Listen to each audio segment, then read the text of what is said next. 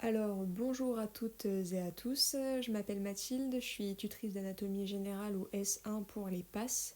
Je vous propose dans cette capsule de visualiser le cours de l'appareil digestif partie 2 qui ne possède malheureusement pas encore de schéma officiel.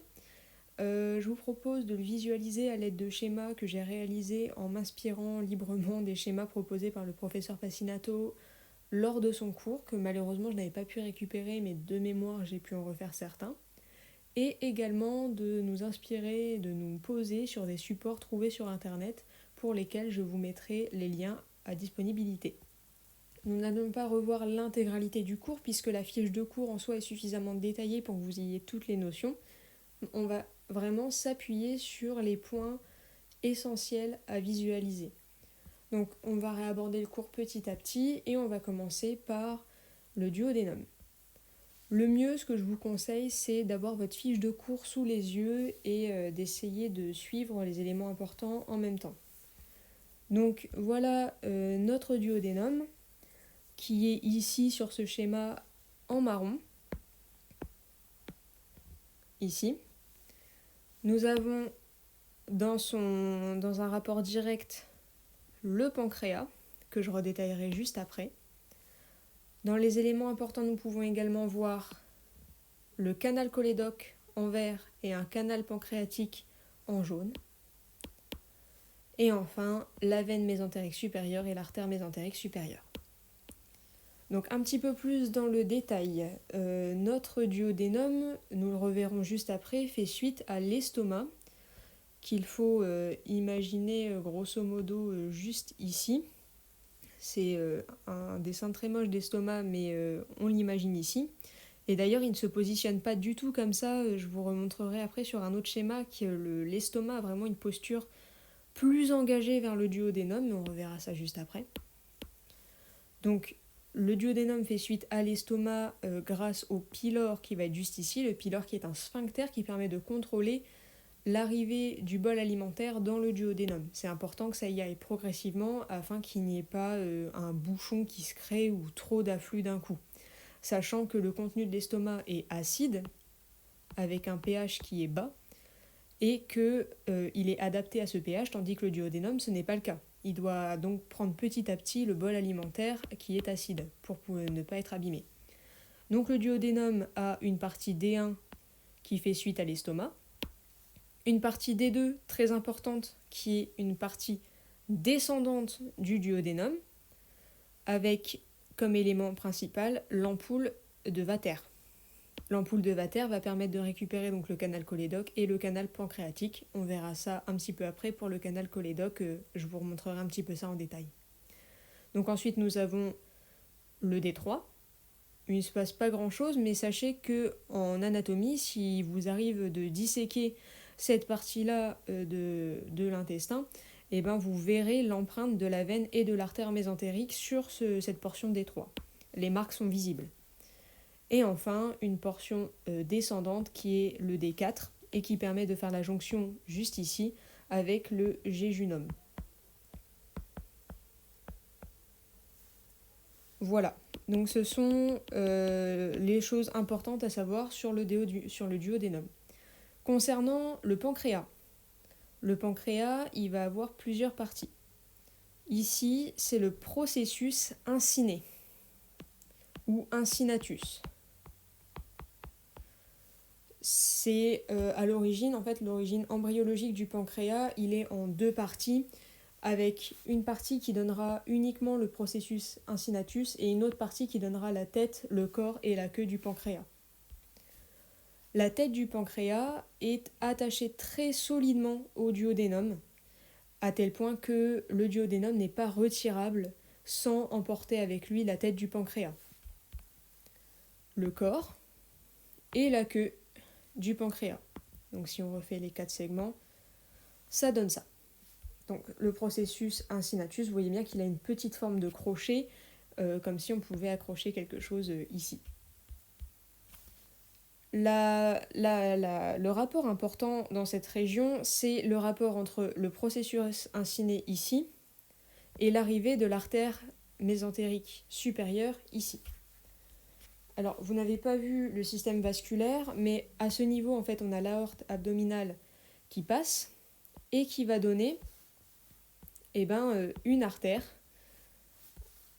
au niveau de L1, qui est l'artère mésentérique supérieure, et plus bas, on verra ça après, elle va donner l'artère mésentérique inférieure.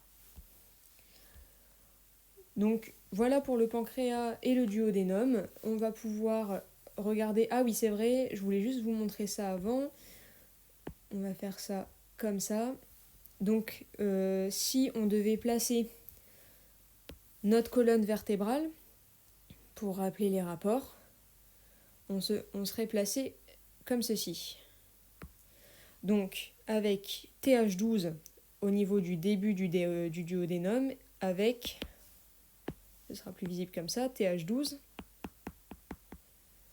la 12e paire de côtes, qui est une paire flottante, avec comme la 11e, L1, juste ici, et donc on voit bien que sur L1, on a le processus inciné, l'artère mésentérique supérieure, et je vous montrerai sur une image tout de suite après qu'il y a également le pylore de l'intestin qui se fait ici, car ça paraît un petit peu fouillis de mettre le pylore qui est là au même niveau que ça, et c'est qu'en réalité le duodénum il est un petit peu plus penché, et l'estomac également, ce qui fait qu'au final cette réunion elle se fait là, mais elle descend un petit peu plus, et ce qui fait qu'on va se retrouver ici en L1 avec un bout de pylore, l'artère mésentérique supérieure et un bout d'incinatus.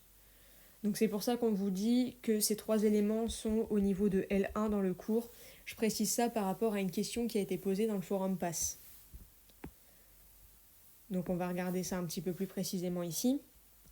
Donc dans le rectangle rouge, on a un bout de pylore, un bout de pylore qui est juste ici, un bout du processus incinatus qui est juste là.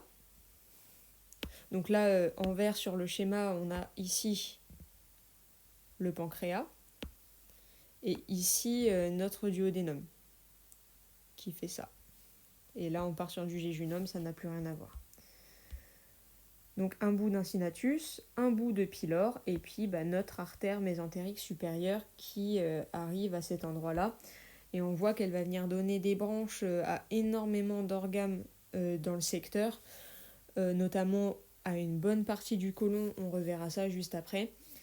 Donc c'est une artère très très importante, et s'il y a bien une artère à retenir pour ce cours, c'est l'artère mésentérique supérieure, et ne surtout pas la confondre avec l'artère mésentérique inférieure qui ne va pas donner les mêmes artères et qui ne va pas s'occuper des mêmes parties d'organes. Ce sont deux artères différentes, donc elles vont avoir deux rôles différents. Au niveau des rapports, alors là on retrouve ce dont je vous parlais tout à l'heure, c'est-à-dire juste là en arrière, l'aorte abdominale,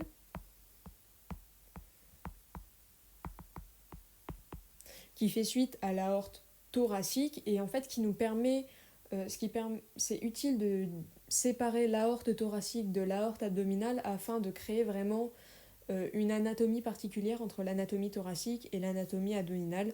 Ça, c'est compliqué parce que toutes les artères vont donner des branches qui au final vont finir par s'anastomoser. En soi, notre corps est constitué d'une seule et même artère, mais c'est beaucoup plus simple de les diviser en segments parce qu'elles ne vont pas avoir toutes les mêmes importances, les mêmes débits, les mêmes diamètres, et ça permet de s'occuper de pathologies de façon plus précise et surtout de prendre en charge l'histologie, l'anatomie et la pathologie des organes de façon beaucoup plus précise. Donc vous n'avez pas eu le cours sur la vascularisation, donc prenez que ce que vous avez dans les cours, c'est-à-dire pour l'instant l'aorte abdominale, mais surtout l'artère mésentérique inférieure et supérieure. Donc là, vous pouvez voir qu'on a le foie qui est soulevé. Donc on va avoir ici ce qu'on appelle la face diaphragmatique du foie. Et l'estomac qui est soulevé et qui normalement du coup vient se poser. Hop. Comme ceci. Donc théoriquement là on a l'arrivée de l'œsophage avec vraiment une grosse tubérosité ici qui s'appelle le fundus.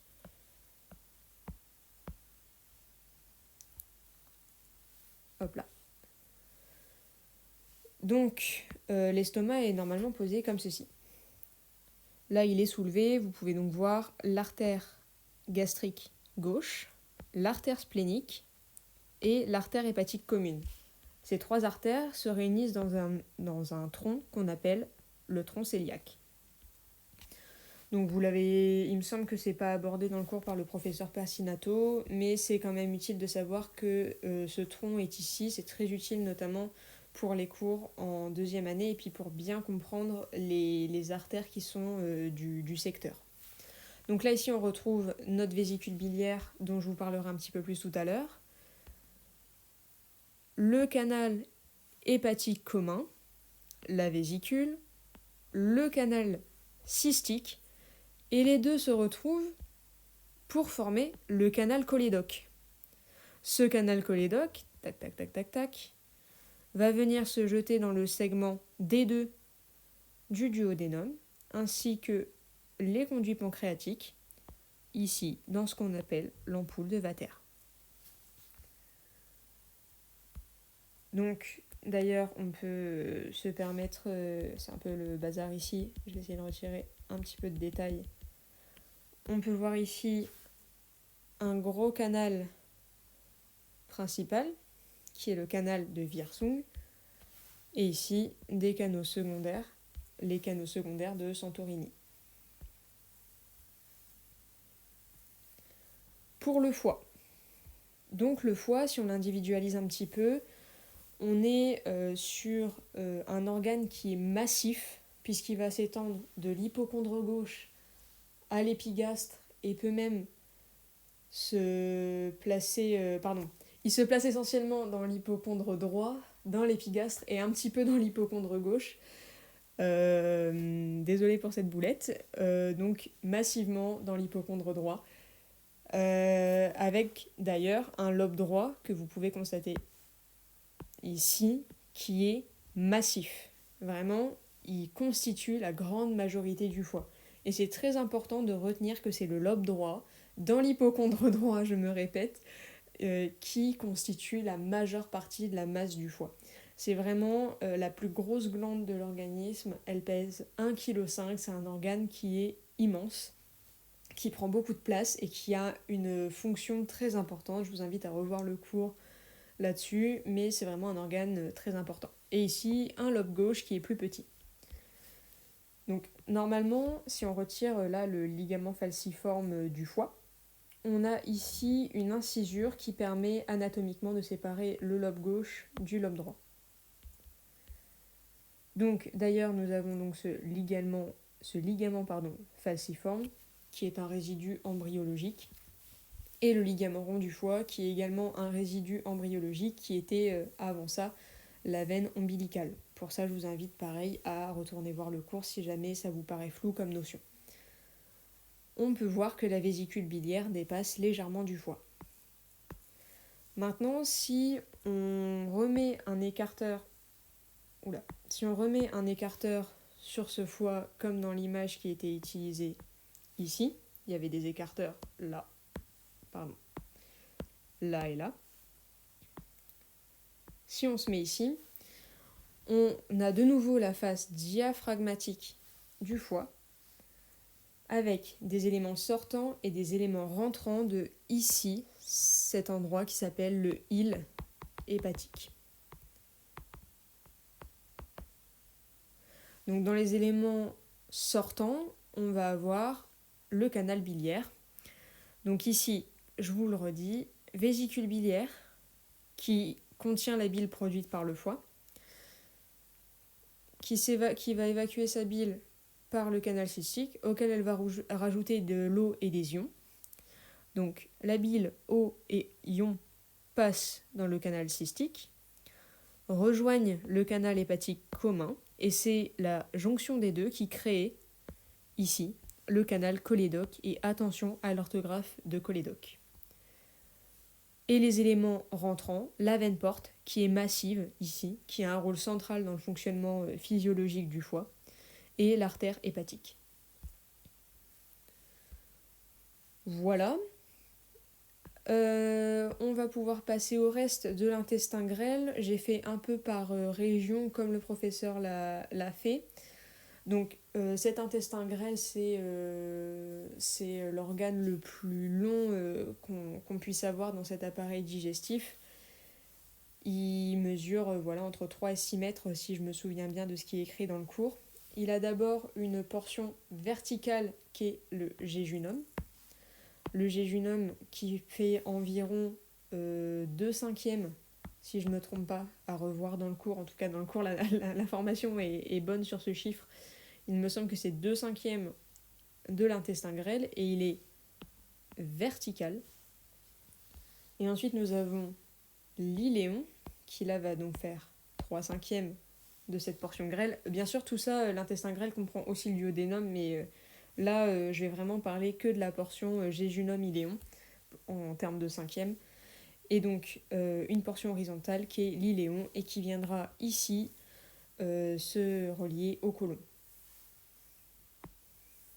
Et d'ailleurs, j'en profite pour préciser ça, mais vous voyez bien que l'intestin grêle ne présente pas d'ostration, il n'est pas bosselé comme ceci, il est parfaitement lisse. Donc, le côlon. Le côlon, il possède plusieurs éléments à bien retenir, notamment cette jonction entre l'iléon et le côlon qui va se faire au niveau du cécum. Alors là, je ne l'ai pas très très bien dessiné. En fait, il aurait vraiment fallu faire quelque chose d'un peu plus massif. Le cécum, c'est vraiment quelque chose qui est anatomiquement remarquable sur le côlon puisqu'il est plus large, c'est la portion la plus large de tout le côlon. À ce cécum se relie la fameuse appendice qui causera des crises d'appendicite. Nous avons ensuite le côlon ascendant, ou côlon droit, l'angle hépatique, ou angle colique droit, le côlon transverse, l'angle splénique, ou angle colique gauche, le côlon descendant, ou côlon gauche, le côlon sigmoïde, qui va venir s'aboucher dans le rectum via l'ampoule rectale. Attention, le rectum se termine par l'anus, et c'est bien l'anus qui est le dernier maillon de ce système de cet appareil digestif. Donc, comme vous pouvez le voir ici, nous avons des ténias. Donc les ténias, ce sont des bandelettes fibreuses qui vont venir sur tout le côlon, sauf sur le côlon sigmoïde qui en est dépourvu. Donc on va avoir 3 bandelettes fibreuses qui sont à la face, là, avant, mais également postérieure. Mais le prof n'a pas trop insisté sur ce point. Et donc ces ténias permettent en ligne droite, comme vous pouvez le constater, de repérer l'appendice, car dans certaines pathologies, elle peut venir à devenir vraiment limite invisible. Elle rapetisse, elle s'assèche, elle est dans un début de nécrose. Il me semble que le prof a évoqué ce point. Et par conséquent, suivre les ténias est une source sûre pour tomber sur l'appendice. Voilà. Pour ce côlon, vous pouvez bien voir qu'il possède des ostrations. Là, on les voit bien, hein, c'est ces bosselures sur le côlon. L'ampoule rectale, c'est ce morceau ici. Et donc, anatomiquement parlant, là, voici comment s'agence l'intestin grêle par rapport au côlon. Donc ici, on voit bien les ténias, l'appendice, le ténia qui abouche sur l'appendice, le ténia qui là est sur le côlon sigmoïde, mais à vérifier, il me semble bien que le professeur Pessinato a précisé qu'il n'y avait pas de ténia sur le côlon sigmoïde. La dernière anse de l'iléon et donc notre intestin grêle.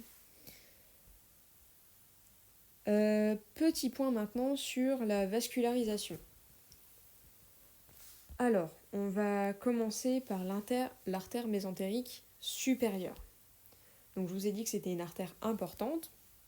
Elle est placée juste ici. et elle va donner des branches assez importantes, et vous allez voir que le nom est plutôt facile à retenir. Donc nous avons d'abord une première artère, c'est l'artère iléocolique, parce qu'elle vient drainer l'iléon, juste ici, et le début du côlon par le sécum. Ensuite, elle va donner juste là, donc ça c'était la première, ici la deuxième, l'artère colique droite, qui vient nourrir le côlon droit. Et ensuite, elle donne l'artère colique moyenne, qui vient à peu près dans ce secteur nourrir les 2/3 du côlon transverse. Donc ensuite, nous avons notre artère mésentérique inférieure qui va venir donner une artère rectale supérieure. Hop, une artère rectale supérieure. Plusieurs artères sigmoïdiennes. Hop, pardon. Donc là, qui vont venir se mettre tout le long du côlon sigmoïde. Et une artère colique gauche qui va venir s'occuper du côlon gauche. Il y a également une artère qui va venir s'occuper du dernier tiers du côlon transverse. Alors ici, il me semble qu'elle est indiquée par l'artère marginale juste là. J'ai juste un doute, j'irai revérifier, mais je ne sais même plus si le professeur Passinato en a parlé dans son cours. J'avoue que je préfère ne pas dire de bêtises, j'ai un trou sur le nom de l'artère qui nourrit ce dernier tiers. Auquel cas, je prendrai l'information de source sûre et puis je la posterai avec cette vidéo dans la description idéalement ou sur une note sur Epion. En tout cas, voilà, c'était les grands points sur cet appareil digestif pour la partie 2. C'est pas un cours particulièrement compliqué en termes de notions, mais il faut vraiment faire attention à la vascularisation, au nom des artères, au sens aussi. Les artères viennent vers les organes et le sang veineux part vers le cœur, il part des organes. Donc il faut bien faire attention quand on dit que quelque chose va se drainer au sens que ça prend. Donc pour ça, bien lire le cours et le comprendre, l'apprendre par cœur n'est pas la meilleure des solutions. Voilà, hormis la vascularisation, bien faire attention au rapport des organes entre eux, quelle partie ça bouge dans quelle partie, et le sens, vraiment le sens en fait de tout ce qui va être le transport, que ce soit les vaisseaux avec le sang ou les vaisseaux pancréatiques, les vaisseaux biliaires. Bien faire attention au sens de circulation de tout ça, et ça devrait aller pour cette partie 2. Je vous souhaite de bonnes révisions et un bon courage pour vos examens. Au revoir.